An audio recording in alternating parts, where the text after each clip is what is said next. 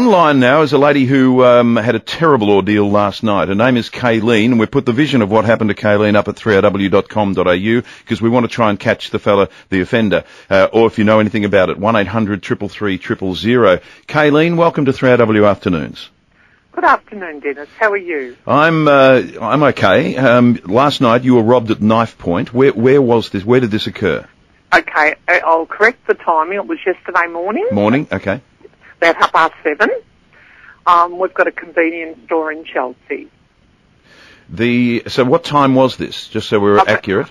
Okay, so around about 7:30 yesterday morning. 7:30 yesterday morning, and what is the address of the shop, the store? Well, I won't. I suppose I can give that out. It's at In Station Street, Chelsea, near the railway station. Okay. And can you just go through? People will see it at the website. The offender came in, and what did he say to you? He had a large knife. Yes, that's correct, and he just asked me for my notes, my money, and consequently, because when I have to open the till, I've got to touch the screen on the computer to open the till up because it's all, computerised. And of course, he said to me, "No, don't touch anything."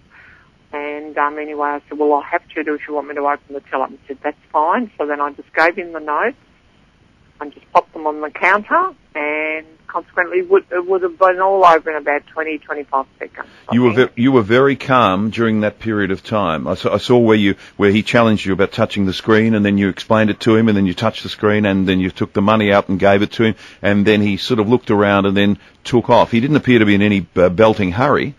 He didn't. He seemed. I think by the look of the way he was acting, I think he's had a bit of practice somehow. I think. So he was cool in the situation, and he didn't actually. He put the knife on the counter, but he didn't actually sort of push it at you, which was probably made you feel a little bit more yeah, but I must at ease. Admit, yes, and I must admit that I was focused on that knife the whole time. After he left, you appeared to suddenly become quite distressed. Yes, because we have got a like a panic button, which I pressed.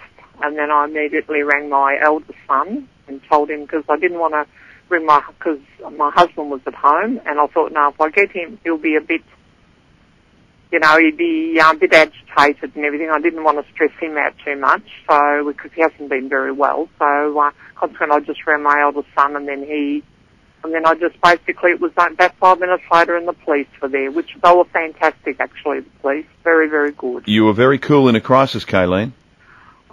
Yes, I was actually, but I thought, no, you can't antagonise these sort of people. You don't know if they've been on drugs or anything. And I was just thankful, looking back now, that I didn't have a customer walk in, because that might have changed things a little bit. It might have thrown him a little bit. So do the police have any idea who this was, or is there a pattern of events happening around that Chelsea area? Not that I know of, no. I don't. Well, I did ask them when they came in first thing yesterday. When they came in, I said, "Has anybody else has there been a robbery else in the area?" And they said no. So I don't know if maybe because we're on a sort of a fairly busy road, and I'm just wondering if maybe he was just driving past, saw that there was a lady in the shop, and maybe he just thought, he was obviously probably maybe was going to rob somewhere, and he just thought, right, I'm an easy target, I guess. You're not only cool in the crisis, but I'm told you're back at work today. Yes, I am. Yes. And how are you coping with that? All right, actually. I was a little bit nervy this morning, but I did have John come in. My husband was with me today.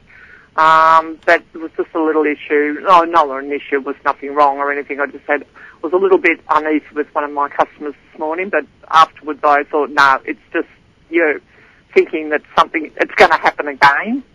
So you thought it was better to confront it faster rather than let it go a few days. Have you had any counselling or anything, or has anyone advised you to have that? No, nobody. The police did give me one of those victims of crime books and things.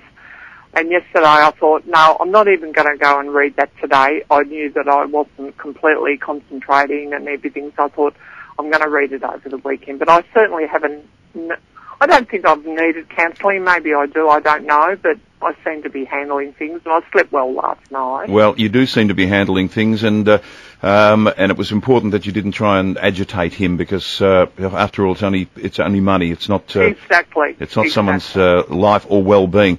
1-800-333-000. If anyone happened to notice anyone acting suspiciously around 7:30 at that time around Chelsea and Station Street. That's correct. Kaylene, thank you for spending a few minutes with us. You are cool. You've even come on the radio and been interviewed, and you're cool with that as well. Yeah, I know. Don't worry, I've got butterflies in my tummy. No, not at all. I'm glad you're okay, and very brave in the face of a major drama. Thanks for being with us. No worries. Thank you very much for your call.